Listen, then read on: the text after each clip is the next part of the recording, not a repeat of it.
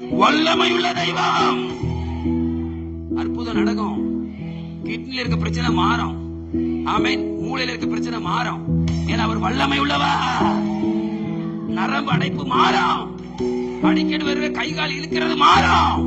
ஏன்னா அவர் வல்லமை உள்ளவா.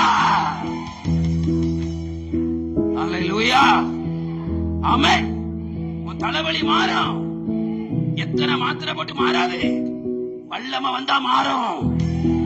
பெரும்பாடுள்ள ஸ்திரீ அநேக வைத்தியர்கள் அலக்களிக்கப்பட்டு சீரழிக்கப்பட்டு எல்லாம் முடிச்சுட்டா, பணம் செலவழிச்சிட்டு நம்பிக்கை போயிட்டு, ஆனா தேவனுடைய வஸ்திரத்தை தொட்டாயா வல்லமை புறப்பட்டு பாரு. பணத்தால முடியாதது, மருத்துவர்களால முடியாதத என் அப்பனுடைய வல்லமை செய்யும். அல்லேலூயா. அதான் வல்லமை. எங்க அதிகாரமும் வல்லமை இயேசுட்ட மட்டும்தான் இருக்கு. ஏன்னா கவர்மெண்ட் யார் தோல்ல இருக்கு?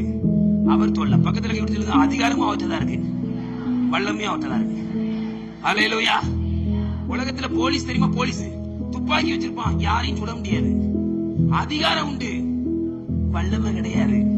ஒரு குண்டு போனாலும் அங்க பதில் கொடுக்கணும். பாவம் போலீஸ்காரங்க அடிக்கடி சொல்லுவாங்க, பேருக்கு வச்சிருக்கோம், அது சும்மா தான் இருக்கு. ஏன்னா சுட அதிகாரம் இருக்கு, வல்லமை. எங்க அப்பன்ட அதிகாரமும் உண்டு, வல்லமையும் உண்டியா. ஆமென். இந்தியாவை ஆள்ற பிரதமருக்கு அதிகாரம் உண்டு, வல்லமை கிடையாது. ஒரு காரியத்தை நிறைவேற்ற எதிர்கட்சிக்கார விட மாட்டான். ஒரு காரியத்தை அவனால கொண்டு வர முடியாது. எதிர்கட்சிக்காரன் 1008 கேள்வி கேட்பான். அவன் அதிகாரம் இருக்கு, வல்லமை இல்ல. எங்க அப்பன்ட்ட 2 இருக்கு, அதிகாரமும் அவன்தான் இருக்கு. கையை தட்டி ஒரு ஆமைன்னு சொல்லுங்க. கையை தட்டி எத்தனை பேர் புரிஞ்சுது? அதிகாரம் அவன்தான் இருக்கு, வல்லமை அவன்தான் இருக்கு. அதிகாரமும் வல்லமையும் அங்க இருந்து வரும். பள்ளிப்படத்தை சொல்லுவோம், பிள்ளைக்கு கவர்மெண்ட் வேலை கிடைக்கும். இது சாதாரண வார்த்தை கிடையாது, கத்த சொல்லி சொல்றேன். உன் சந்ததிக்கு கவர்மெண்ட் வேலை கிடைக்கும். உன் பிள்ளைகளை அதிகாரத்துல கொண்டு கத்தர் வைப்பாரு. ஏன்னா கவர்மெண்ட் அவர் தோல்ல தான் இருக்கு. ராஜாக்களை தள்ளி எத்தனை பேர் கையை தட்டி விசுவாசமா கை தட்டு. ராஜாக்களை தள்ளி ராஜாக்களை ஏற்படுத்துகிற ஆண்டவர் உன் பிள்ளைக்கு கவர்மெண்ட் வேலையை கொடுப்பாரு.